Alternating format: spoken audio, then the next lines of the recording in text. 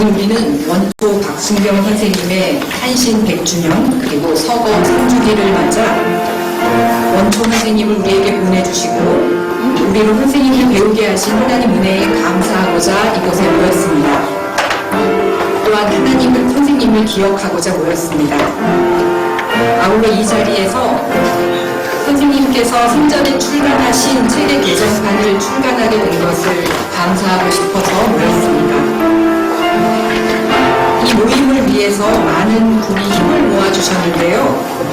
감사합니다. 환영하고 우리 한국신학대학에서 박순경 교수님 탄신과 서거 축하를 해주셔서 너무 감사하고 오늘 예배와 이어서 있을 좋은 발표 또 저사에 대한 것을 같이 우리가 나눌 때 우리들 마음에 공감이 되고 심금에 울림이 있는 그런 아름다운 시간 되시기를 진심으로 바랍니다. 김영준 교수님도 많이 앞서서 하셨는데 큰 감사를 드리면서 하나님의 크신 축복이 박순경 교수님의 남겨주신 귀한 유산과 또 생각 모든 일 함께 하시길 바랍니다. 하나님은 사랑이시라. 사랑 안에 거하는 자는 하나님 안에 거하고 하나님도 그의 안에 거하시느니라. 아멘.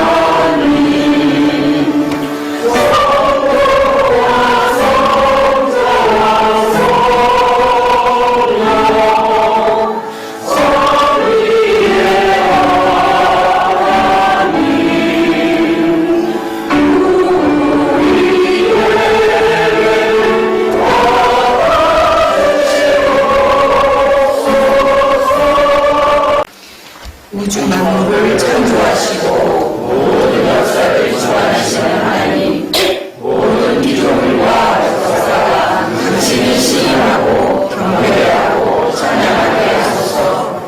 구슬을 넘긴 제가 평양 신학교를 위한 신학 강의를 더 이상 추진할 수 없음을 안타깝게 여기며 당신의 한량없는 은혜에 감사와 찬양으로 간절히 기도하옵나이다.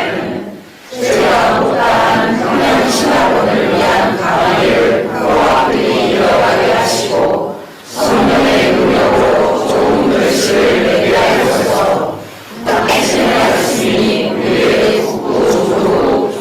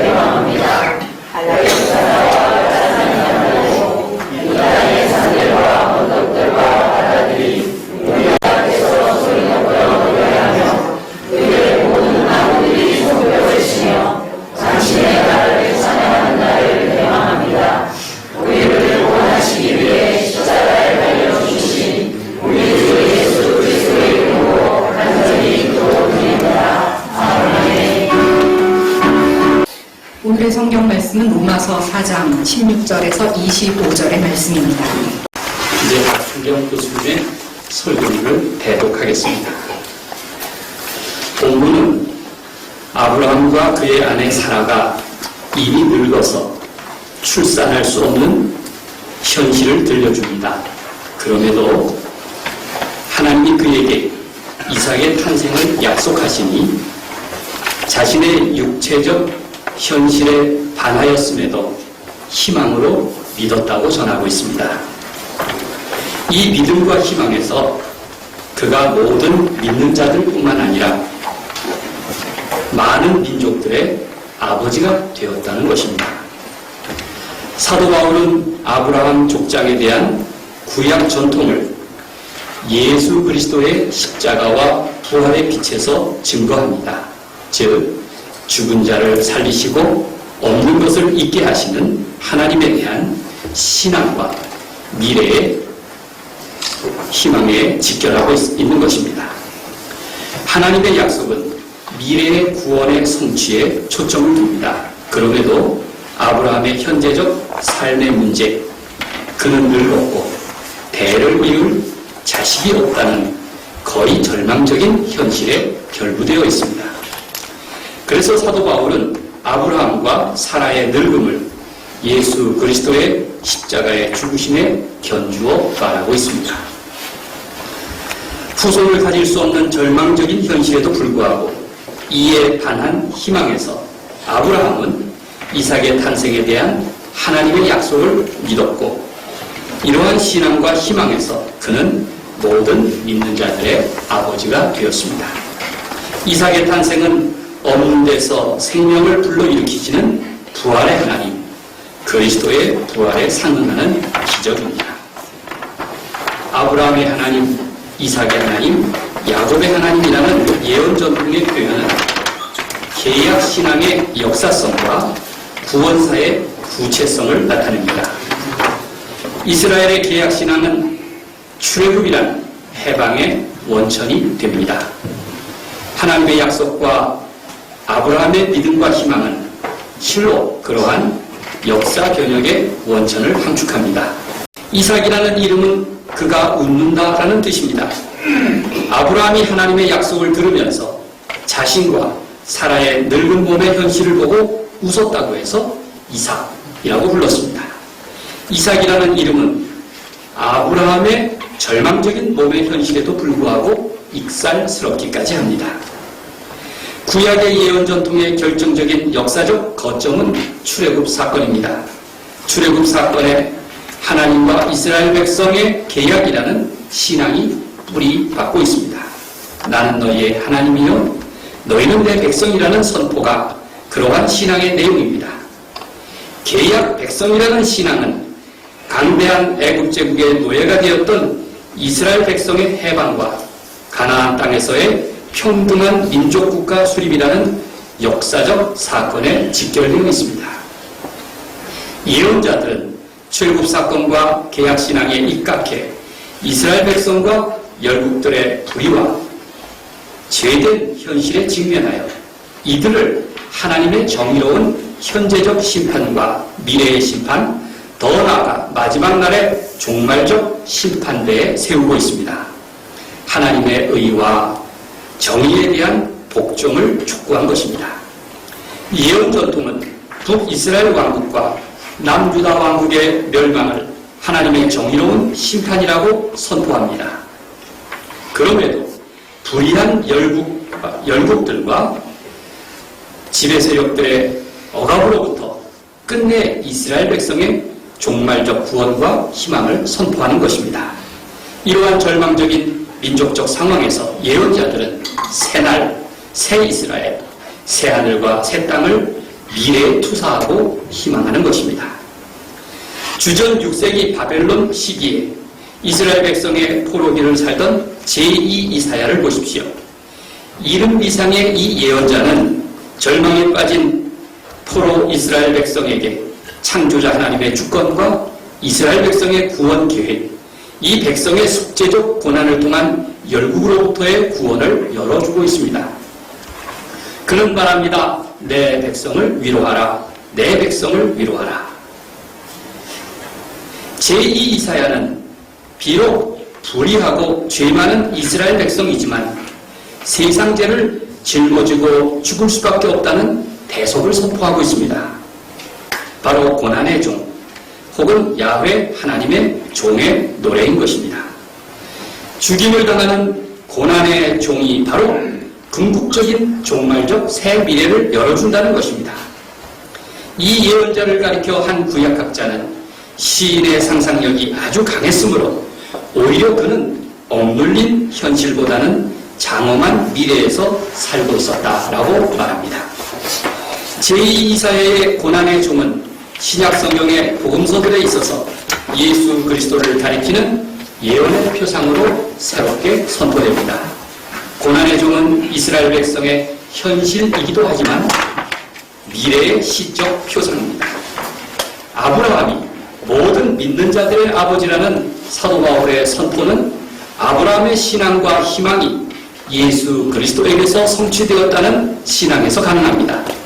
아브라함이 모든 믿는 자들의 아버지라는 것은 그의 보편성을 의미하는데 이 보편성은 결국 그 자신의 인간성이나 혈통에 근거한 것이 아니라 오로지 하나님의 행위, 예수 그리스도를 살리신 행위에서 아브라함에게 주어지는 의의입니다.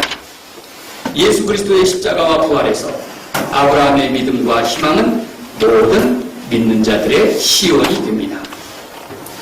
예수 그리스도의 종말론적인 하나님 나라 선포는 불의한 세계 현실에 절대적으로 반립하는 완전한 새나라, 정의로운 새 미래의 희망을 열어줍니다. 하나님 나라와 그리스도의 부활은 모든 불의한 민족들, 나라들의 철저한 변혁을 요청하고 있습니다. 이러한 종말적 희망에서 아브라함, 이삭, 이스라엘 백성과 교회는 새롭게 예언자적 구원사의 지평을 이루고 많은 민족들과 관계합니다. 구약 예언 전통에 따르면 아브라함은 모든 민족들의 아버지입니다. 그럼에도 민족들은 온갖 갈등과 분쟁에 휘말려 있는 것이 현실의 모습입니다. 그가 민족들의 아버지라는 보편사적 의미는 모든 민족이 하나님의 계약의 백성이 되도록 소명하고 이들에게 새로운 미래의 희망을 열어줍니다. 이러한 구원사적 지평은 민족들의 갈등과 분쟁을 넘어서게 하고 또 불의한 세계를 변혁할 수 있는 혁명의 동력이 될 수 있습니다. 천차만별한 세상에서 희망한다는 것은 미래의 목표를 투사하고 추구한다는 것을 의미합니다. 우리가 알든 모르든 미래의 시간은 영원한 창조자 하나님으로부터 온다는 것이 예언자적 역사 이해에 함축되어 있습니다. 다른 한편 미래를 추구하고 미래를 향해 사는 이 세상에서의 삶은 육체와 땅과 물질 세계에서 영이 됩니다. 유대인들은 헬라인 못지않게 세속적이고 물질 현실에 집착해온 사람들입니다. 유대인들은 타의 추종을 불허할 정도로 미래의 물질적 목표들에 의해서 좌우되었고 보이지 않는 꿈과 희망에 의해 현재를 이끌어가는 삶을 살았다고 합니다. 유대인들은 바벨론 포로기에도 고리대금의 법에 종사하면서 재산을 축적했고 그러한 전통이 이어져 내려왔기 때문에 전 세계 사람들에게 대표적인 수전어로 각인되고 있습니다. 이런 이유 때문에 칼 마르크스는 기도하는 유대인만 보지 말고 침을 튀겨가며 돈을 세고 있는 유대인을 보라고 말했을 정도입니다. 그러나 유대인들이 그렇게 현실적임에도 불구하고 미래 목표에 의해 좌우되었다는 사실을 놓쳐서는 안 됩니다. 그들은 나라가 멸망한 후 전 세계를 떠돌며 박해받고 학살당해 가면서도 억척스럽게 살아남았을 뿐만 아니라 가는 곳마다 전 세계에서 그들의 민족의 우수성을 과시하고 재산을 축적하며 전 세계를 좌지우지하는 세력으로 등장했습니다. 그들의 그러한 삶에 대한 집착력은 미래 희망, 곧 희망할 수 없는 처참한 처지에서도 희망에 반하여 희망한다는 이스라엘 백성의 신앙에 돌이받고 있다고 생각합니다. 그를 그렇게 판단한 것입니다. 교회는 개혁신앙과 이스라엘 백성의 초기의 평등한 개혁사회를 직시해야 할 것입니다. 하나님 나라의 도래를 선포하고 희망하면서 기독교의 오류를 반성하고 기독교 자체를 개혁해 나갈 때 교회는 교회일 수 있습니다. 전태일 열사는 청계천 피봉노동자들의 참상을 세상에 알리고 이들이 인간답게 살 수 있는 세상을 희망하면서 이 희망을 관철시키기 위한 수단으로서 분신 자살이라는 극단적 선택을 하였습니다. 전태일의 저항의 대상은 당시 한국의 정치, 경제 상황만 한정된 것은 아닙니다. 그의 저항은 한국의 분단 상황의 주범 미국을 비롯한 자본주의 세계 전체에 대한 것입니다. 전태일의 일기에서 이렇게 말합니다. 사람들의 공통적인 약점은 희망함이 적다는 것이다. 그가 무엇을 그렇게 절박하게 희망하고 희망함이 적은 세태를 한탄한 것일까요? 그의 희망은 가까운 미래로 보자면 열악한 노동 조건의 개선이고 원대한 미래로 보자면 노동자들의 평등권이 보장되는 정의로운 평등한 사회의 출현이었을 것입니다. 전태일의 분신은 한국의 민주화, 인권운동, 노동운동의 도화선이 되어 불의한 우리 사회를 변혁시키는 출발점이 되었습니다. 또한 자본주의 세계와 결부된 민족 분단이라는 질곡에 반하여 1945년 8.15 이래 오늘의 일기까지 얼마나 많은 민족 지사들과 청년 학생들이 혹독한 고문과 투옥과 죽임당함에도 불구하고 불굴의 투쟁을 해왔습니까? 분단 50년이 되는 해에 8.15 그날 세계 최장기수 김선명 지사가 45년 만에, 안학섭 지사가 43년 만에, 안장호 지사가 39년 만에 출감했습니다. 설문자는 후원 소식 민가엽 47호 이기형 시인의 인용문에서 이렇게 전하고 있습니다. 오직 통일의 희망으로 살아남았지요. 저 안에는 아직도 많은 동지들이 갇혀 있습니다. 먼저 나와서 가슴이 아픕니다. 죽을 각오로 옥살이를 시작했지요. 남북 분단 50년이라나 이게 어찌 말이나 될 법합니까? 우리나라는 어찌 이 꼴이 되었는지요. 전남 테러 때 두 사람이 맞아 죽을 적에 저는 제일 슬펐습니다. 통일병원의 대가는 너무나도 비참했지요. 저는 김선명 선생이 들것에 실려 나올 줄 알았더니 환영의 석상에 나타난 세 분 장기수들이 모두 건강해 보였다는 사실이 놀라웠습니다. 통일희망의 영혼이 그들의 생명을 지탱해 준 힘이 아니었겠습니까? 희망은 미래를 가리키며 역사를 변혁하는 동력입니다. 칼 마르크스는 공산당 선언에서 주장하기를 종전의 철학은 이미 되어진 세계에 대한 설명으로서 과거적이지만 혁명의 철학은 행위하고 변혁하면서 사회 경제적 새 미래를 창출하는 것이라고 말했습니다. 마르크스주의 철학자 에른스트 블루흐는 그에 져서 기독교에서의 무신론에서 성서 전통을 무신론적인 희망의 원리, 즉 혁명의 원리로서 해석해냅니다. 이들의 무신론은 신이라는 관념이 사회의 특권과 지배자의 이데올로기로 작용하면서 모순에 찬 경제, 정치, 사회, 법의 변혁과 새 역사, 새 사회 창출을 저해하는 요인으로 작용한다는 데서 비롯되었습니다. 그러나 이러한 비판을 기독교는 대체로 몰각해 왔습니다. 하나님 없이도 변혁, 역사 변혁, 민족의 변혁운동, 통일운동은 가능한 것처럼 보입니다.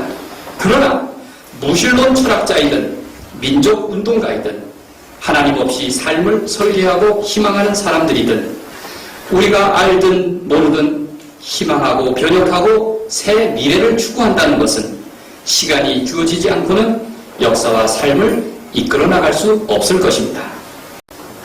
그러나 기독교는 대체로 역사와 사회를 변혁하는 희망의 원리를 저 무신론자들에게서 많이 배워야 할 것입니다.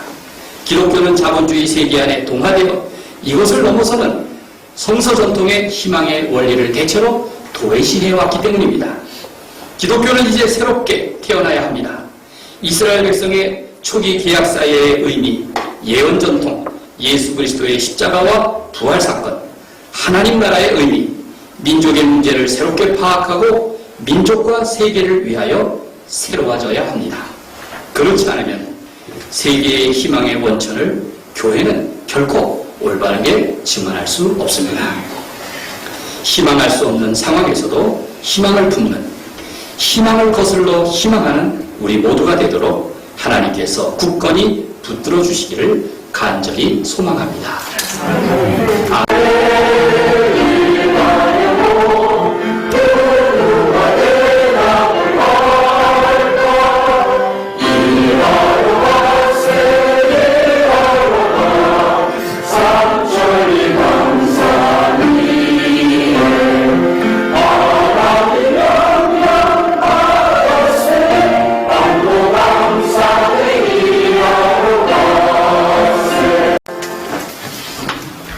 지금은 우리 주 예수 그리스도의 은혜가 우리 아버지 하나님의 지극하신 살아나심과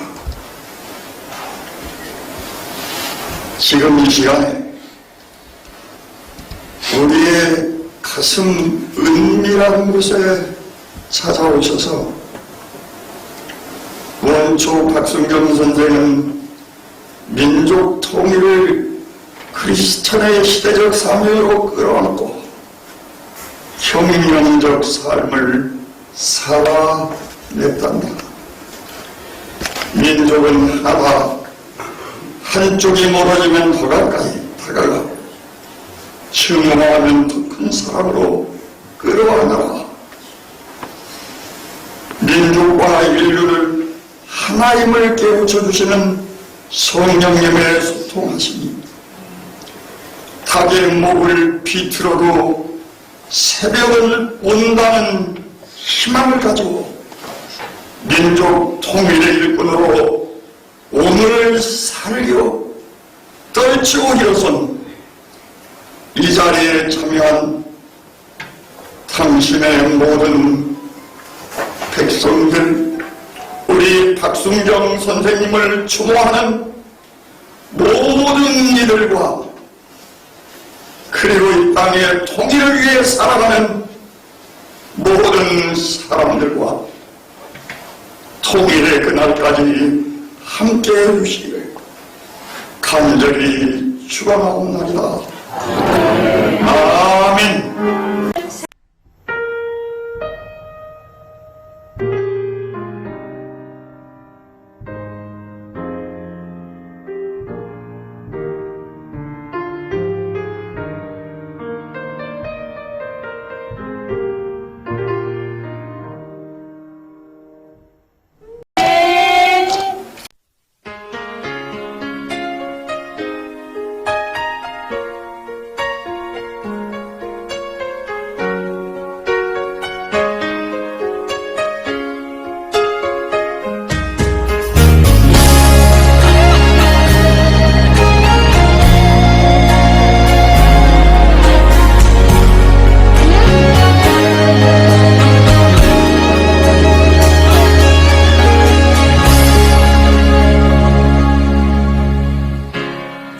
살면서 듣게 될까 언젠가는 바람의 노래를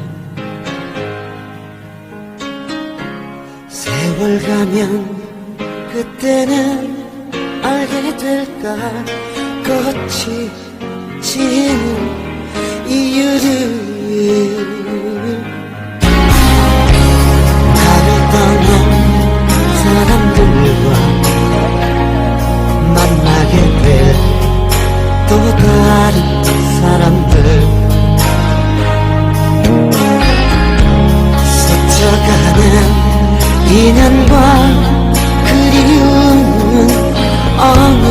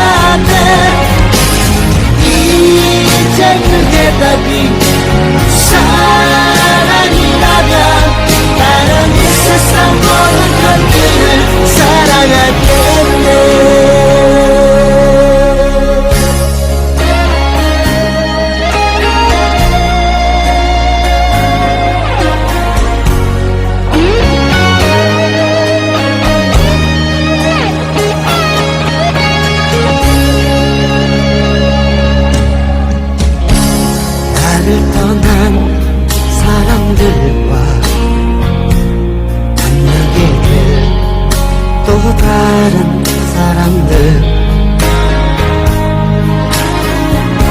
스쳐가는 인연과 그리움은 어느 곳으로 가는가 나의 작은 지혜로는 알 수가 없네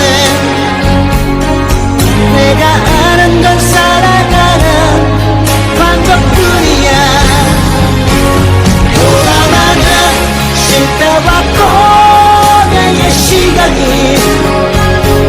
비켜갈 수 없다는 걸 우린 깨달았네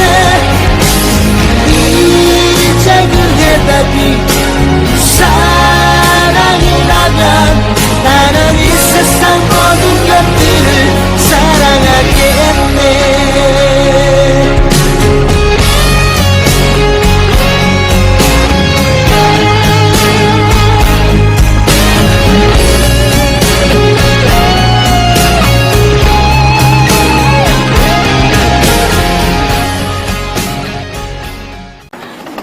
제가 이 자리에 올라온 걸 이상하게 생각하는 것이고요. 별로 인연이 닿지 않을 것 같은데 또 인연이 또 깊은 사연이 있습니다. 1989년에 뭐 전민련이라는 단체가 있었죠. 거기서 박순경 선생님을 비롯한 여러 저희들보다 어른들께서 이제 남북관계가 풀릴 시대가 왔다. 관리들, 반쪽에 너희들만 하냐? 우리도 좀 하자. 이렇게 민간인들이 나서서 남북관계를 풀어가자고 두개 가서 회담을 하겠다라고 모인 분들 중에 주동자가 박순경 선생님이었습니다.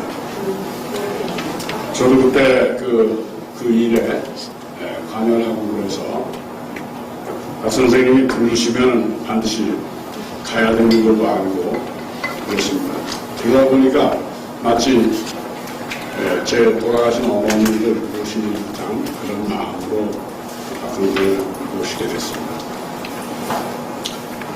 저는 요새 그 자유언론 실천재단이라는 언론연대 단체에서 일을 하고 있습니다. 요새 언론이 굉장히 어려워서 저도 이 논의 여러 개가 있어야 대응들을 할 수 있는데 김혜영 교수님이 박 선생님 대신 또 부르니까 안 되잖아요. 박 선생님만 야단치는 거 이렇게 제가 2부의 사회를 하고 있습니다. 네, 오늘 고 박순경 교수님의 탄신 100주년과 3주기를 맞아 이렇게 출판 기념회를 감신대에서 하게 되어 대단히 기쁩니다. 무엇보다도 그분의 손으로 꼼꼼히 번역된 포에어바흐의 기독교 본질을 재발견하게 된 것을 무엇보다 축하드립니다. 제가 1989년에 그 감신대가 입학했을 때 우리 박순경 교수님의 기독교 본질을 구입을 했었고 또 그 책을 지금도 가지고 있습니다. 그래서 사실 이렇게 재출간되었다라고 하는 소식을 들었을 때 굉장히 마음에 기쁨이 있었습니다. 포에어바흐의 책은 1841년에 출간되었고 특별히 이 기독교 본질에서 인간 중심적으로 왜곡된 기독교를 역설적으로 비판하고 인간의 자기 소외와 자기 기반이라고 하는 사실을 적극적으로 이렇게 해명하고 있습니다. 이런 이유로 칼바르트라고 하는 그 개신교 신학자는 이와 같은 포에어바흐의 입장을 비판적으로 수용하면서도 종교적 차원을 넘어 기독교로 나아가는 길을 이렇게 열게 되었습니다. 자, 이는 1799년 종교론에서 슐라이어마하가 유럽 종교사에서 실존된 나사렛 예수의 근원적 직관과 감정에 기초한 기독교 공동체를 주장함으로써 인간이 추구할 수 있는 종교의 길을 열었던 것과는 사뭇 다른 대리적인 모습을 보여주고 있습니다. 자, 그런 면에서 포이어바흐의 종교는 인간이 원형적 인간상에서 추구할 수 있는 본질 인식의 한계를 여실히 보여주고 있습니다. 그에 따르면 신적 본질은 인간적 본질에 불과합니다. 좀 더 정확하게 말하면 신적 본질은 인간 본질이 개별적이고 현실적이고 육체적인 인간의 한계로부터 분리되어 대성화된 곧 개인과 구분되어 다른 독자적 본질로서 직관되고 존경되는 인간의 본질이다. 자, 그런 면에서 포이어바흐의 기독교 본질은 인간 중심적 신학의 한계를 넘어서 실제 중심적 사고로 넘어가는 굉장히 중요한 차원에 있습니다. 왜냐하면 인간은 자신이 설정해 놓은 이성이나 경험 혹은 역사인식의 한계를 넘어 궁극적 실체로 나아갈 수 있는 길을 온전히 발견할 수 없기 때문입니다. 물론 포이어바흐도 그렇게 시도하지는 않습니다. 왜냐하면 인간은 계속해서 자신의 본질 의식의 한계에서 구조화되고 또 그 의식을 극단화하여 신을 만들어버리는 그러한 오류를 반복해 가기 때문에 개인적인 차원을 넘어 진정한 보편인류의 가치를 추구하려는 포이어바흐의 종교 비판과 그의 극복을 추구하는 신학의 길이라고 할 수 있겠습니다. 민주화가 무르익던 우리들의 젊은 시대에 포이어바흐의 기독교 본질은 민중과 또 여성, 또 궁극적으로 민족의 길을 거쳐 하나님 나라의 궁극적 길로 인도하는 척경이 되는 나침판과 같은 의미의 책이었습니다. 저는 그 책으로 인해서 지금껏 또 이렇게 신학을 하고 또 이렇게 또 박순경 교수님의 신학의 유산들을 재발견하게 됨으로써 어떻게 보면 세상적으로 이렇게 무익하게 보였던 그 책들이 의미 있는 책으로 되살아날 것이라고 하는 것을 확신하면서 특별히 이렇게 귀한 글을 남겨주신 고 박순경 교수님의 사랑과 또 후학들을 사랑하는 그 마음에 다시 한번 감사를 드리면서 오늘 이 글을 마치려고 합니다. 이게 이제 원초가 1980년대에 쓰신 책인데 동현 출판사에서 다시 책을 내자 했을 때 저는 기쁘기도 했지만 과연 이 책을 사람들이 볼 것인가 그런 고민을 가졌습니다. 그래서 제가 보통 쉬운 책도 아니고 그래서 기독교의 본질 번역서하고 선생님의 저서 민족통일과 기독교의 머릿말을 심혈을 기울여서 썼습니다. 왜냐하면 다 안 읽더라도 아픔 보실 것 같아서요. 그리고 민족통일과 기독교 이 책이 출판되고 동현에서 다시 편집할 때는 1부, 2부의 목차도 하나 넣자 해서 넣었는데 그리고 순서도 약간 바뀌었어요. 근데 제가 오늘 이 선생님의 이 글들이 각각의 글들이 민족통일과 기독교라는 이 책 제목과 어떤 연관성이 있는가 하는 것을 좀 제시를 해야 되겠다. 그리고 이 글들이 쓰여진 배경 그런 것들을 준비를 했습니다. 근데 우리 최 교수님은 딱 한 장 써가지고 저는 많이 써가지고 왔거든요. 그래서 순서가 좀 저는 한길사에서 출판됐을 때의 그 목차대로 썼는데 좀 뛰어가면서라도 하겠는데 인내심을 좀 가지고 들어주시면 감사하겠습니다. 앞에 맨 처음 이 책이 어떻게 출판됐는가 하는 걸 빼고요. 민족통일과 기독교는 이 민족의 기도를 들으소서라는 기도문 해설로 시작을 하고 있습니다. 이 기도문은 1984년 한국 기독교 100주년을 맞이하여, 그러니까 한국 기독교 선교라고 안 하죠. 한국 기독교 100주년. 주년을 맞이해서 한국 기독교 100주년 기념사업회 여성문화위원회에 그 활동하실 때에 작성하신 기도문이에요. 여성문화위원회가 펴낸 책에 그 여성 깰지어다 일어날지어다 노래할지어다 한국 기독교 여성 100년사에 실려 있습니다. 이 기도문을 해설을 하면서 원초는 어떤 주제를 내세웠냐면 우리 민족사와 민족 분단, 교회 분열과 일치, 여성의 의의와 각성, 민족과 세계 평화, 하나님 나라와 온 피조물의 기도라는 주제를 다루고 있고, 이 주제는 여기 실려 있는 책의 모든 것에 더 심화되어 있습니다.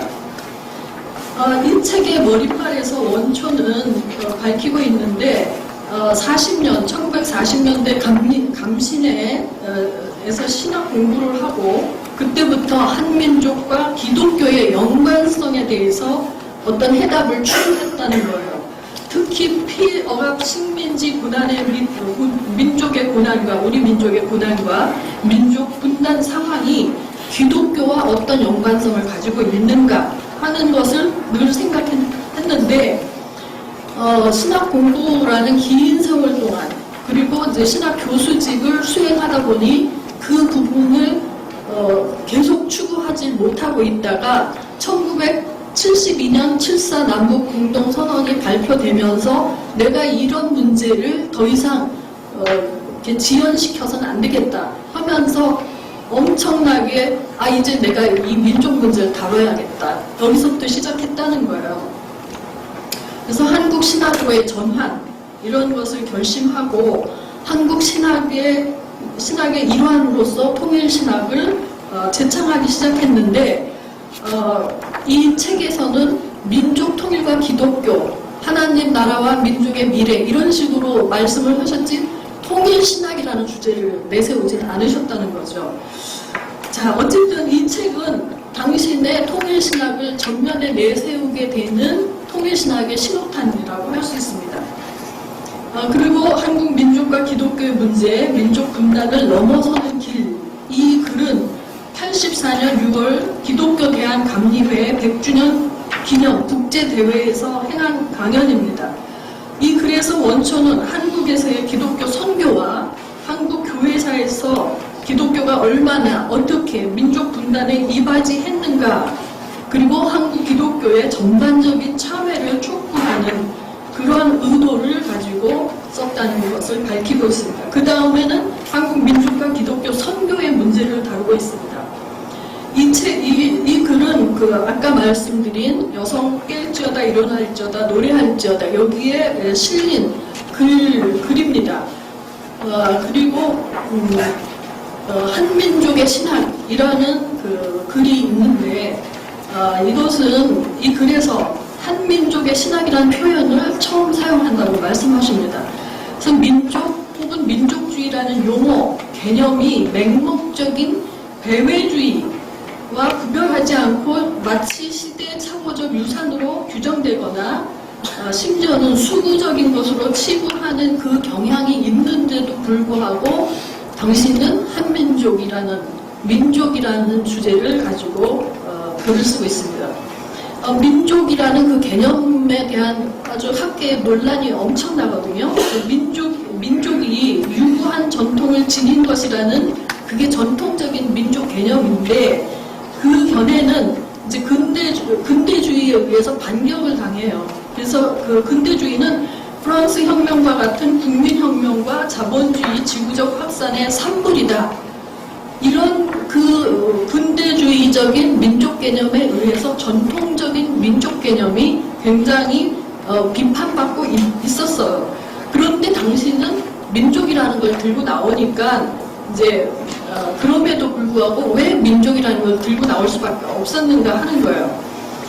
자, 그런데 이러한 그 전통적인 민족 개념을 비판한 근대주의의 민족 개념, 이것들이 거의 횡행하다가 최근에는 이스라엘의 그 두 학자가 나오는데, 이 근대주의 역사 학자들은 주로 유럽 근대사에 의거해서 민족 개념을 형성하고 옹호하기 하는 유럽 중심주의라는 거죠. 이런 입장에서 보면 한국의 역사, 우리는 보통 반만 년의 역사 이러는데, 이런 그 유럽 중심적인 민족 개념에 의하면 기껏해야 100년밖에 안 된다. 이런 식의 문제가 있는데 잘못됐다는 거예요. 원초는 그런 식으로 우리를 볼 수 없다 하는. 자, 원초는 분단 문제로부터 발생하는 민족 모순과 이를 극복하기 위한 통일운동에 몰두하게 되었고, 그 노력의 일환으로 우리 현대사에 대한 연구에서 시작해서 점차 민족의 시원회로 소급해 올라가기에 이르렀습니다. 그 다음에 민족 통일과 기독교라는 제목 혹은 주제에 여기 실린 글들은 합당한가, 서로 어떤 연관성을 가지고 있는가 하는 것을 말씀드리겠습니다. 원초는 1980년 4월에 창립한 한국여신학자협의회 여신협의 초대 회장으로 추대되었는데, 이때 회장 취임사에서 한국교회와 사회의 민주화, 남녀평등, 민족통일이라는 한국여성신학의 원칙과 과제를 제시했습니다. 처음부터 한국 여성신학자들은 미국 주도의 여성해방운동과 여성신학에 대한 무비판적 추종에 떨어지지 않고 분단 극복을 위한 통일운동, 통일신학을 한국 여성신학의 주요 주제로 삼아왔습니다. 한국 여성신학이 기독교와 신학의 남성 중심주의를 근본적으로 변혁하려는 그 보편적인 아젠다의 그 목표를 추구할 때조차도 우리의 분단 극복인 통일의 성취를 도외시한 채 세계에서 논해지는 여성신학, 그것만을 우리가 계속 반복한다면 우리의 구체적인 실존적 삶의 멍해인 분단 현실로부터 추상화된 서구 여성해방운동 추종에 그치고 간다는 것을 원초는 끊임없이 주장했습니다. 자, 그 다음에는 제3세계의 신학과 방법론에 대한 고찰이라는 글이 있는데, 1976년에 창립된 제3세계 신학자 에큐메니칼 협의회가 있습니다. 그걸 이제 이투어트라고 하는데, 이거는 아프리카, 아시아, 라틴 아메리카 3대륙의 그 카톨릭, 프로테스탄트 신학자들의 협의회입니다. 원초는 1978년부터 한국 책임자로서 이 이투어트에 관여를 했는데, 제3세계란 당시 밀소를 비롯한 세계 분단 상황에 의한 것이라는 거죠. 그러나 제3세계가 겪고 있는 고통이란 서구에 의해 저질러진 억압과 수탈에 의한 수세기에 걸친 피억압의 역사적 산물임을 제3세계라는 것이 지적한다. 80년부터 86년까지 아시아 교회 협의회 신학위원회의 위원으로 활동했고, 세계교회협의회 WCC의 신앙과 직제위원회의 위원으로 에큐메니컬 운동에서 신학자로서 참여를 했습니다. 여기서 교회연합과 민족통일이라는 논문이 있는데, 이거는 이제 1985년 8월 노르웨이에서 개최된 WCC 신학과 직제위원회에 참여해서 그때 다루어진 신학적 논의들, 주제들을 한국 신학계에 소개를 합니다.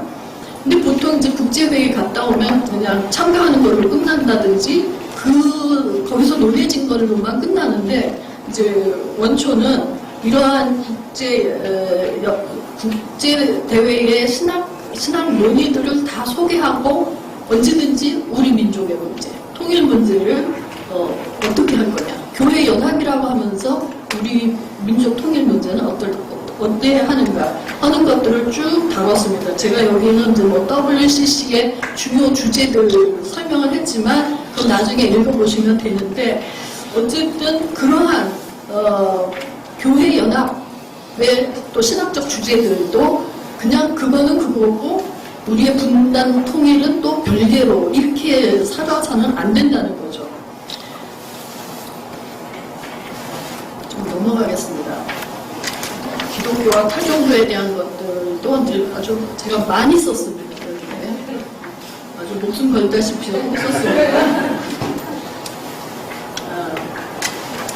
그 다음에 제가 마지막 부분만 읽겠습니다. 거의 마지막 부분만 읽겠습니다. 미중 대립과 러시아의 우크라이나 침략으로 오늘의 국제 질서는 탈냉전 이후 가장 급격히 변하고 있으며 신냉전이라고 명명되기도 하지만 동의하지 않는 견해도 만만치 않습니다. 어쨌든 한미일과 북중러의 대결 구도는 현재 윤석열 정부에 들어서자마자 급속히 격화되고 있습니다. 이건 제가 하는 소리예요. 이건 박 선생님 거가 아니고 박 선생님의 책에 대해서 소개를 다 하고 마무리를 제가 합니다. 윤석열 정부는 한반도 정세가 신냉전으로 가지 않도록 긴장 완화를 위한 노력보다는 오히려 앞장서서 신냉전을 강화, 완성하고 있다는 비판에 직면해 있으니 윤석열 정부의 한국은 한반도, 동아시아, 나아가 세계 정치의 신냉전 촉진자가 되었다는 우려를 낳고 있습니다. 한반도의 오래된 군비 경쟁이 이제 선제 타격을 추구하고 있다는 점에서 새로운 국면에 돌입했고 미국은 오래된 확장 억제를 개편해서 북한 정권의 종말을 지향하는 한미일 통합 억제력으로 확장하고 있고 중국 역시 군사력을 현대화하고 핵 군사력을 증강합니다. 이러한 맥락에서 윤석열 대통령은 한일 관계 급속 밀착으로 한미일 준 동맹화 척발을 내딛었고 나토와 주요 7개국 유엔 총회 등에서 자유의 투사로 자신을 각인시키고 있습니다. 이는 대국 최전선의 윤석열 정부가 총대를 메고 나서서 한미일 군사협력을 완성하라는 미국의 요구와 압력에 의한 것이라고 해도 한미일 동맹의 국가 안보를 보장하고 대중관계도 한미동맹 강화를 통해 해결하려는 윤석열 정부의 기본 입장이 우리의 미래를 매우 위태롭게 만들고 있다는 점은 부인할 수 없습니다. 게다가 23년 광복절 경축사에서 윤석열 대통령은 공산 전체주의 세력이 민주주의 운동가, 일본 운동가, 진보주의 행동가로 위장하고 호위선동과 폐륜적 공장을 일삼아 왔다고 비난하면서 육군사관학교에 세워진 홍범도 장군을 포함한 항일 독립운동 5인의 흉상을 이전하는 등 과도한 이념적 잣대로 독립운동의 역사마저 지우려는 이러한 행태는 시대에 대한 통찰은커녕 철진한 이데올로기로 온 나라를 쑥대밭으로 만들고 있습니다. 남북 관계가 관계라는 말이 무색해질 정도로 관계 자체가 사라지고 남북 대화와 북미 대화가 제로가 된 지 200 오래되었을 뿐 아니라 우크라이나 사태, 기후위기, 미중 대결 구도가 촉발한 시대 전환이라는 과제에 직면해서 기독교의 반공 이데올로기는 성서의 정신과 민족에 위배된다는 사실, 그리고 분단 세력을 묵과하면서 교회와 신학이 하나님 나라의 의와 나라를 증언할 수 없다는 사실, 민족 분단 상황을 파악하고 이 상황에서부터 그 극복과 통일을 위한 미래 방향을 제시하고자 하는 의지를 줄기차게 피력해온 원초에 민족 통일과 기독교는 아직도 우리에게 큰 울림으로 다가와야 하지 않겠는가. 제가 하고 싶은 말이 이거예요. 오래전에 써놨는데 뭔 의미가 있으랴 하는데 제가 그렇지 않다 그 얘기하려고 그렇게 했었습니다.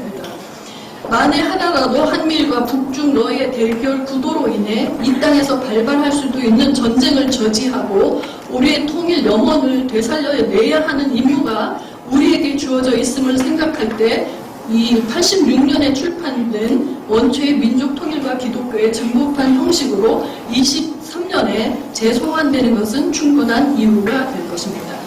원초의 탄신 100주년 서로 3주기를 맞이하게 된 2023년 올해 거창한 기념 행사를 해드리지는 못하지만 절판되었던 번역서, 저서 2권을 개정판도 출판하게 되었으니 하늘에 계신 하나님 원초께서도 진정 기뻐하시리라고 생각합니다. 제가 이 동현출판사의 김용호 사장님이 책을 내자고 했을 때 별 생각을 안 했는데 이렇게 큰 일이 크게 될 줄 몰랐습니다.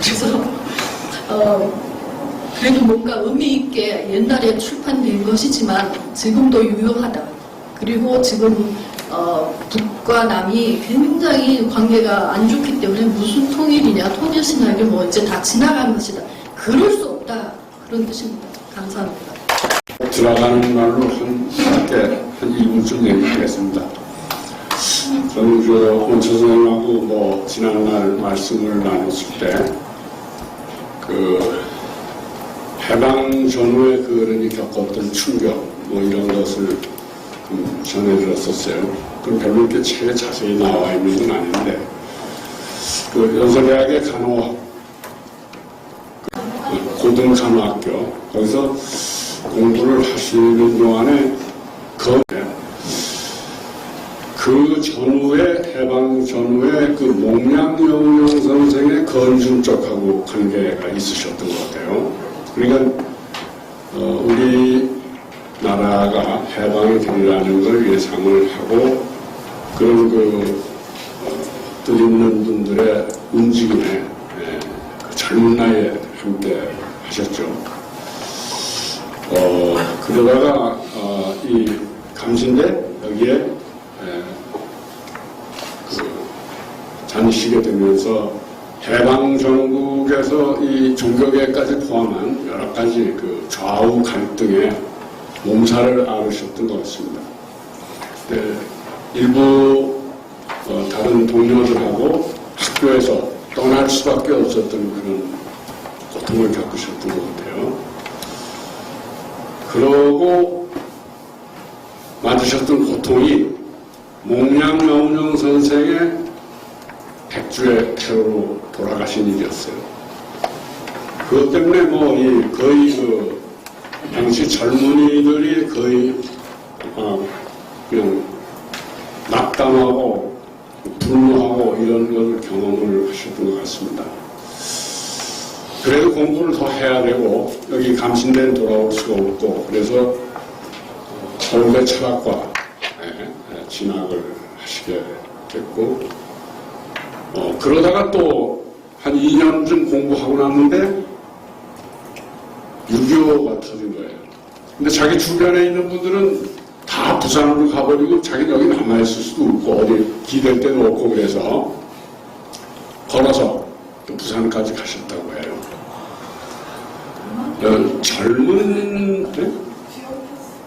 젊은 나이에 그런 엄청난 격동과 충격 이런 걸 겪으시면서 그때 형성된 뭘 해야 되겠다는 일은 거의 그때 만들어진 게 아니냐. 과제랄까 이런 게 좀 그렇게 생각이 들었습니다. 이 자리엔 저보다 인연이 깊으신 분들이 많으실 텐데 제가 특별히 주목하거나 이야기를 해야 할 명분이 있을까 생각하면서도 제가 아마 서울대 철학과 후배라는 거 그거 하고 또 NCC에서 통일운동 할 때 우리 인천에서 88선언 만들면서 제가 또 초안도 작성하고 했을 때 저에 대한 비판도 해주시고 논쟁도 하고 또 그 후로 평화통일운동 하면서 여러 차례 북한에도 같이 가고 일본 동경에서 또 북한 기독교 대표자들을 만나는 일도 같이 해서 여러 가지 인연과 추억이 많습니다. 그리고 김혜영 교수님이 꼭 10분 넘지 않게 해달라고 자꾸 부탁을 하셔서 짧은 시간에 무슨 말씀을 드려야 하냐 생각하다가 제가 특별히 아마 박승현 목사님과 깊은 대화를 할 수 있었던 것은 제가 독일 유학을 할 때 70년대 저희 집에 오셔서 저희 괴팅겐 대학에 조금 오래 계셨어요. 그래서 그때 이야기를 조금 하는 걸로서 제 추억담을 마칠까 합니다. 여러분 잘 아시는 대로 박승현 박사님이 74년 가을 학기부터 이화대학에서 1년간 안식년을 얻으셔서 독일 유럽에 오신 거 아시죠? 1년을 해서 75년 8월까지 하고는 돌아가시게 되어 있는데 75년 봄쯤에서 갑자기 저희 괴팅겐으로 저를 찾아오셨어요. 제가 저희 집사람도 아버지 아이들 둘 데리고 조그마한 방에서 방 2개짜리 있었는데, 그래도 하루 이틀은 주무실 수 있으니까 그냥 우리 그 유학생 방이었지만 박경규 목사님도 와서 주무신 적이 있고 또 강원영 목사님도 와서 주무신 적도 있고, 그러면 이제 그 침대방, 침실방이 하나고 그다음에 거실인데 그 공부방으로 쓰는 건데, 아이들 둘하고 우리 둘이 같이 가서 자고 그냥 그 공부방에서 그냥 이렇게 간이 침대를 만들어 놓고 이제 주무시게 하는데, 하루 이틀 계시면서 그래 철학을 했으니까 나 사회 철학하고 역사 철학을 하니까 이제 철학 얘기도 철학 경영에 대한 얘기도 많이 하시고, 제 책을 쭉 보셨어요. 제 서적에. 그래서 제가 그때 이제 사실 사회 철학하면서 헤겔, 막스, 네오막시즘 그쪽으로 공부를 하고 있었기 때문에 막스에 관한 책이 많이 있었습니다. 막스의 동독에서 나온 MMA 전집이 한 30권 되는데 그게 좀 다 있었어요. 그리고 이제 네오막시즘이라는 책이. 그걸 한번 보시고 나더니 갑자기 나 TV가 안 돌아가고 여기 좀 있을래 그러시는 거예요. 난 여기서 공부 좀 해야 되겠다고. 그래서 아니 왜요? 그러니까 이렇게 좋은 책이 있는데 내가 여기서 공부 좀 하고 가야 되겠다고. 그래서 근데 거기서 더 오래 이제 주무시게 할 수는 없고, 그래서 박 선생님이 그 옆에 어디 방 하나 좀 얻어달라고. 방 하나 얻어달라고. 한 달 동안만 좀 이 책 좀 읽고 갈 테니까 얻어달라고. 그래서 갑자기 이제 동네 나가서 제가 좀 아는 집에 그 사랑방, 손님방이 하나 있어서 이제 방을 얻어드렸어요.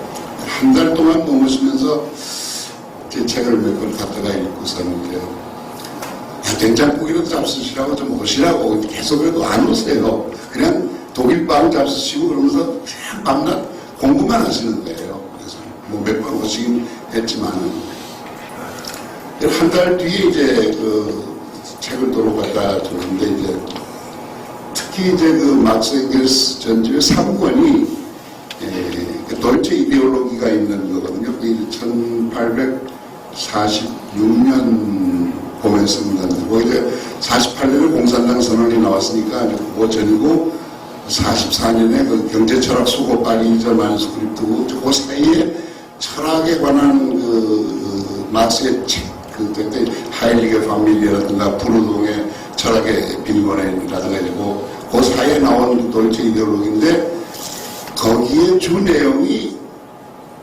독일 현대 철학의 비판이라고 하면서 포იერ바하가 포იერ바하 비판이 주려고 막스, 슈티르너, 브루노 바우어, 모세스 헤스, 초기 사회주의자들 비판하면서 초기 유물론자들을 비판하면서 대사기 사상을 정리해 나가는데, 이 책 한 권을 첫 장부터 끝장까지 쫙쫙 줄을 그어서 그냥 다 읽으신 거예요, 보니까.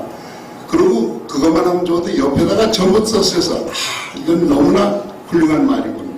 이건 정말 감탄스러워. 내가 이걸 왜 몰랐지? 그 옆에다가 막 빨간 글씨로 그냥 파란색 가득 써놓은 거예요.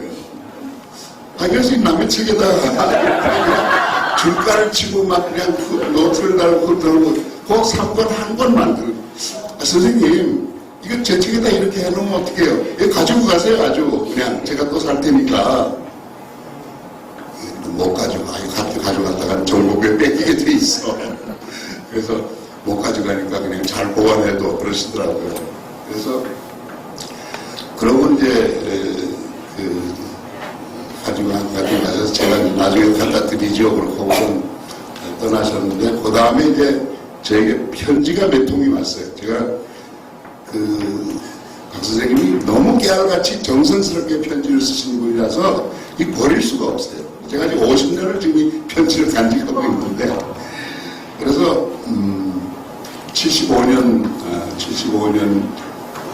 근데 배팅에 갔다 와서 자기가 결심을 했는데, 내가 안 들어가고 한 학기 더 있어야 되겠다고.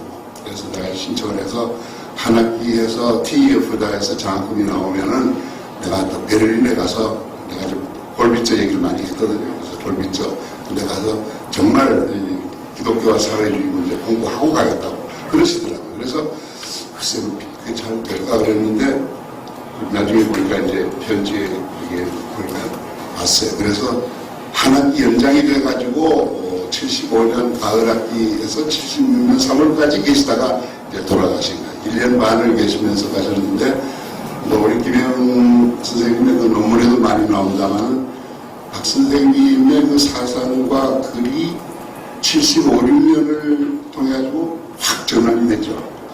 그건 여러분이 아시죠? 그리고 칼 발트에 매료되어 있다가 마지막으로 칼 발트에게 작별 인사하고 칼 막스 무덤에 가서 절했다는 얘기 아시죠? 그리고 아마 오늘날의 통일신학이나 이런 민중신학의 토대는 저는 그때 잡힌 걸로 알고 있습니다. 여러 가지 얘기를 통해서 제가 맡긴 얘기는 드릴 수 없고 그래서 제가 편지 몇 구절만 좀 하나 읽어. 박순영 선생님과 저와의 관계는 이끌어 주시기와 따라 배우기의 관계입니다.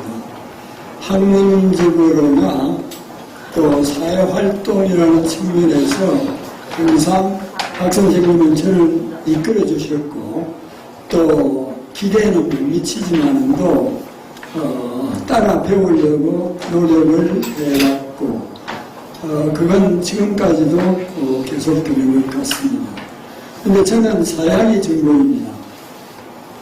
박 선생님은 이 신학과 철학이 전공인데 그런데도 저는 대학 때부터 박 선생님과 인연을 맺게 되었습니다. 왜냐하면 저희 아내 된 사람이 박 선생님 강의를 들었던가 봐요. 그러니까 그때 저 아내는 이공계였는데 그 뭐 필수적으로 듣는 건 아니었는데도 불구하고 너무 인기가 좋으시고 강의가 좋다고 이래가지고 이공계 학생들이 꽤 많이 들었던가 봐요. 그 가운데 이제 하나가 저희 아내였습니다. 그래서 박 선생님을 알게 됐습니다.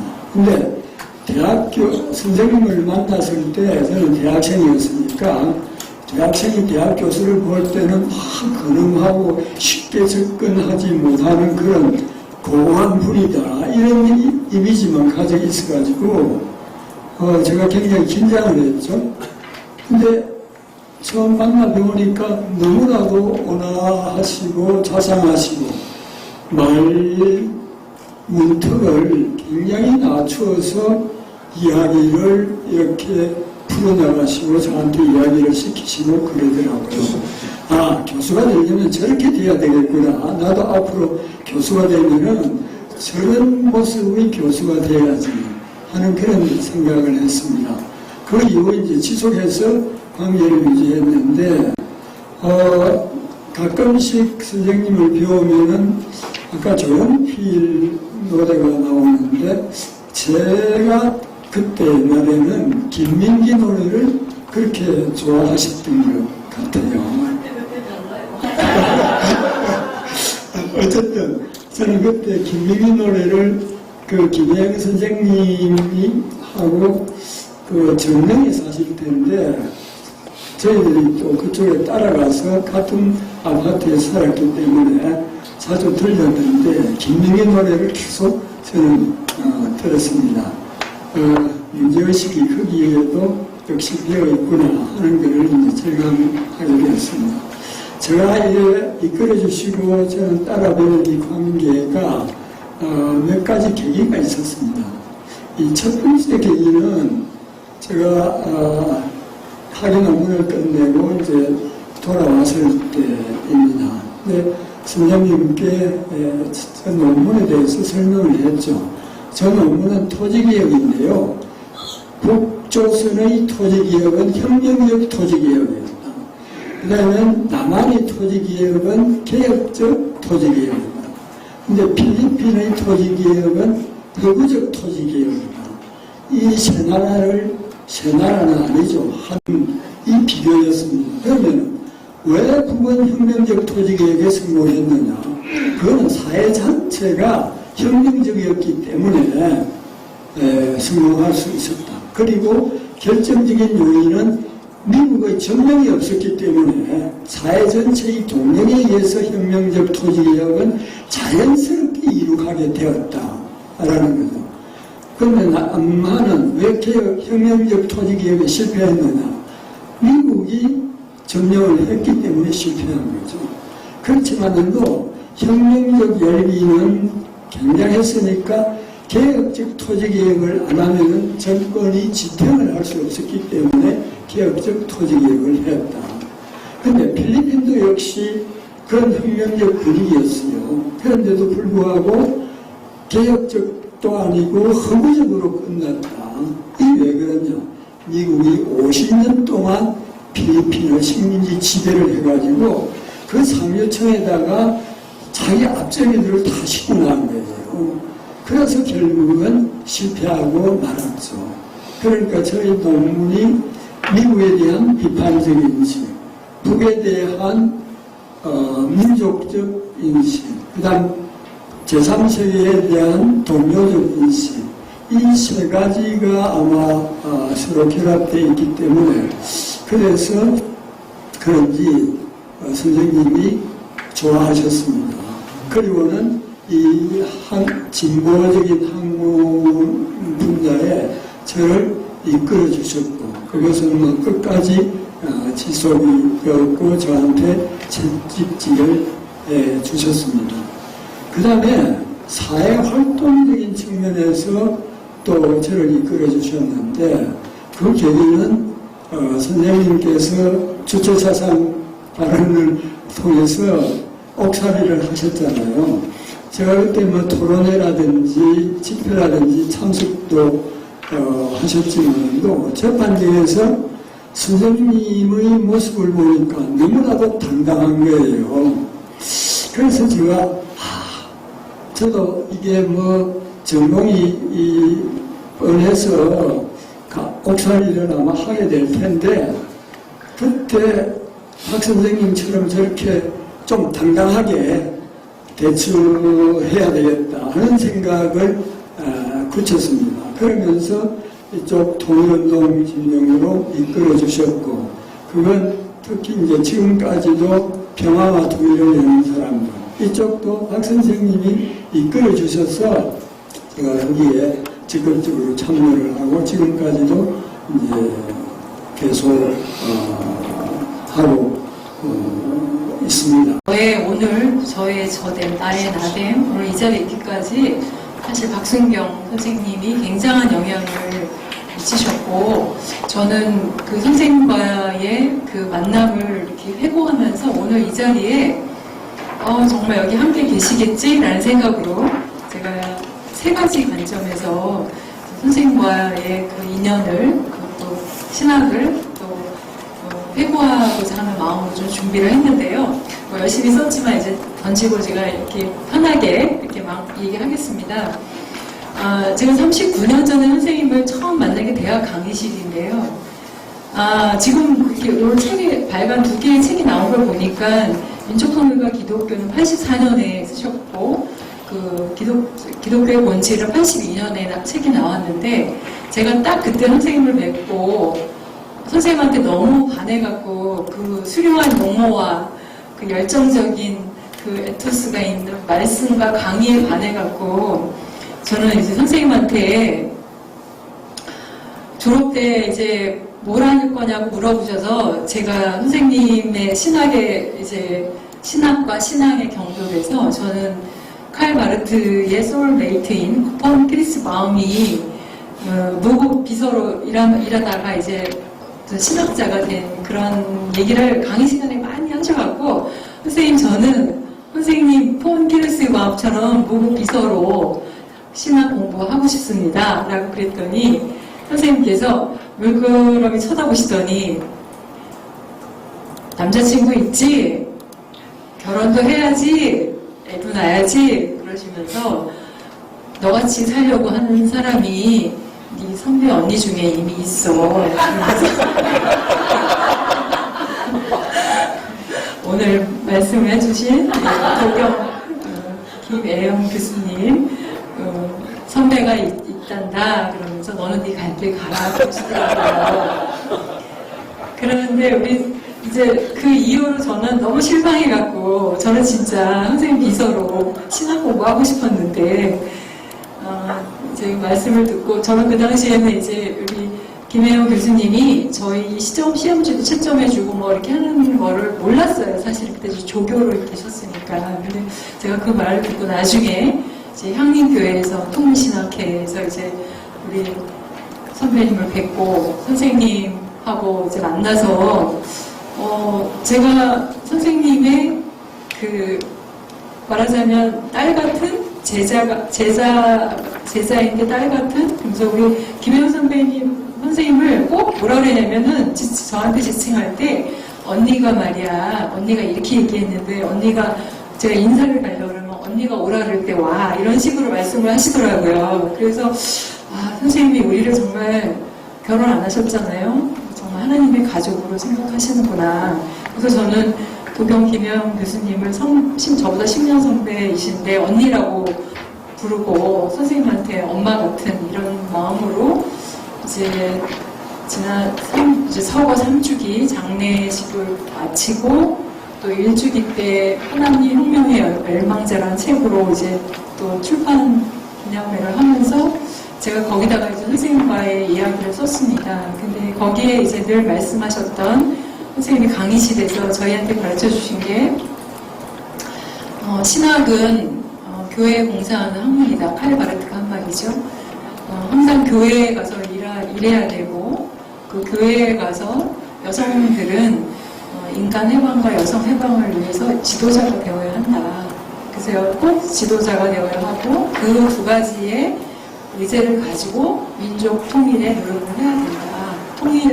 통일신학이라는 개념이 이제 이 민족통일과 기독교 이후에 통일신학이 이제 만들어지고 확산됐다고 이제 아까 우리 김 교수님 얘기하시면서 정말 내가 정말 중요한 시기에 선생님을 뵙구나, 선생님을 만났구나 이런 생각을 하면서 우리 이 제자의 자리 반열에 올려주셔서 제가 너무나 영광스럽고 감사하게 생각하는데 왜냐하면 저는 신학 박사를 받은 것도 아니고 신학 교수도 아닌 선생님의 학문적 제자라고 할 수 없는데 제가 왜 제자로 이렇게 됐을까 생각해보면 제가 선생님 뜻대로 살려고 했던 것 같습니다.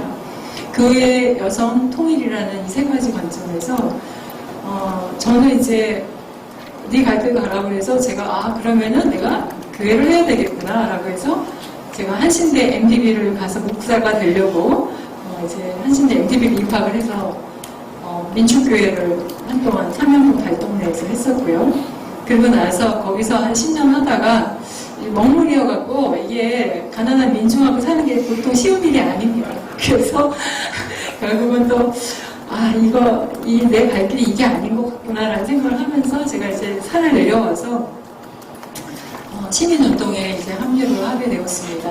그래서 익명의 크리스찬으로서 또 선생님의 제자로서 시민운동을 하면서 이 복잡한 변화하는 세계를 이렇게 감당하면서 저 나름의 신학과 신앙의 실천의 길을 2000년대에 살았다고 생각이 듭니다. 그래서 그렇게 이제 선생님 말씀대로 이제 목사가 되려고 한신대 MDB도 갔다가 교회도 민주교회도 하고 또 시민운동도 하고 이러면서 제가 다시 이제 민족 통일에 대한 관심을 사실 별로 갖지는 못했습니다. 선생님 제자라고 하기엔 부끄러웠던 시절인데요. 제가 아름다운 재단에서 이제 우연히 정말 북한 지원하는 일을 하게 되어서 제가 결국은 선생님을 또 2000년부터 찾아뵙게 되어서 정말 재단을 통해서 북한 돕는 일을 하다 보니까 여기까지 오게 됐는데 정말 신발끈을 동여매는 마음으로 다시 선생님의 민족 통일과 기독교의 사명을 좀 할 수 있는 사람이 되어야겠구나라고 제가 마음에 다짐을 하게 되었고요. 수정할 게 있어요. 박순경 선생님 감리교 신학교 졸업했어요. 가끔 이상하게 틀리는 말씀을 찾고 오셔서 제가 나중에 써드려야 되겠어요. 감사의 말씀을 드립니다. 이렇게 많이 와주셔서 감사합니다. 우선은 여기 해외에서 오신 박진원 목사님 미국에서 오셨고 지금 사실은 한 분이 더 있는데 너무 급한 일로 지금 대전에서 올라오질 못하고 있어요. 그리고 아주 멀리서 온 우리 한평에서 왔습니다. 한평에서 왔고 강원도 인제에서 둘이 오기로 했는데 거기도 지금 문제가 생겨서 못 오고 또 이경숙 선생님도 몸살 감기로 아침에 오지 못했습니다. 그리고 세종시에서 오려고 했던 그 후배도 24일부터 와서 우리 집에서 자고 오늘 여기 오겠다 해서 제가 오지 못 잔다고 했어요. 그냥 집에 가서 못 일어납니다. 어쨌든 이렇게 해외에서 그리고 원군 각지에서 오셔서 이 자리에 함께해 주셔서 감사합니다. 모든 순서를 맡아주신 분들께 감사드립니다. 장소 제공해 주신 감신대 조직신학과 한민족통일신학연구소에 감사드립니다.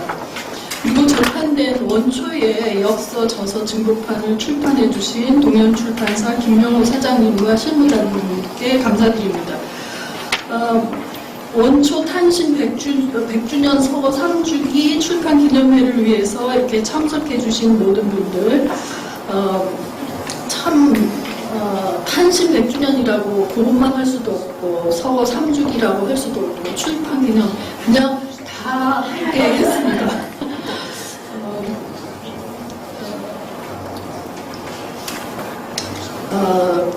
책 2권을 출판하자고 했을 때 저는 가볍게 생각을 했어요.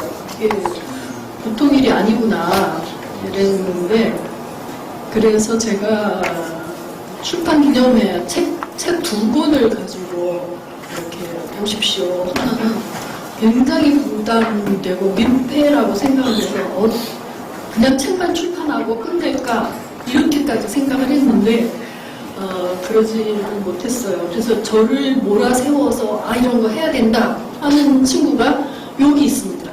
그리고 여기 현수막도 만들고 뭐든 자잘구레한 거를 해준 강희수 박사가 있는데 오늘 2시부터 강의였어요. 울면서 떠났습니다. 그리고 정말 전적으로 저를 도와주고 물심양면으로 애써준 꼭 제가 말씀드리고 싶은 사람이 있습니다. 그 선생님이 3년 전에 돌아가시기 전에 간병인이 자기는 그만두고 가겠다 해서 제가 가라고 했어요. 너무 힘들어가지고 당신이 나를 이렇게 힘들게 하면 안 되니까 내가 선생님을 내가 혼자 지키겠다. 그러고 가만히 생각하니까 안 되겠더라고요. 연락도 해야 되고. 그래서 우리 황현숙 박사한테 내가 이런데 아무래도 선생님이 오늘을 못 넘길 것 같다. 그래서 당장 달려와서 그날 밤새도록 둘이 번갈아가면서 지키고 그리고 그 다음날 3년 전 10월 24일 날 오전에 돌아가셨어요. 감사합니다.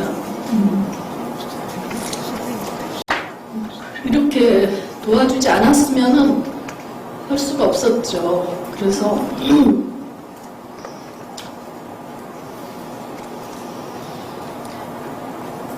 제가 특히 우리 황현숙 박사한테 은혜를 갚아야 되겠어서 우리 아파트가 빨리 팔려야 되는 이런 애를 쓰고 있습니다. 하나, 둘, 셋! 웃으세요!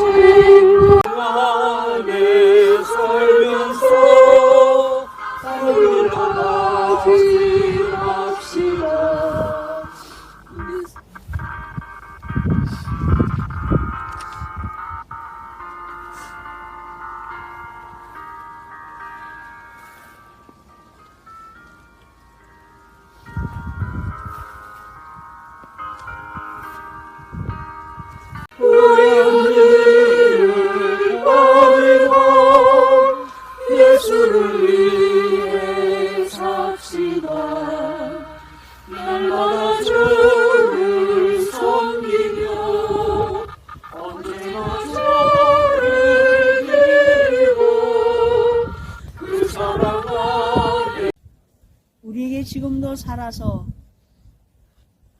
감동 감화 역사하시며 인도하시며 위로하시고 힘주시고 함께하시는 성령님의 은총이 우리 고 원초 박순경 박사님의 3주기 추모 예배에 함께한 우리 모두와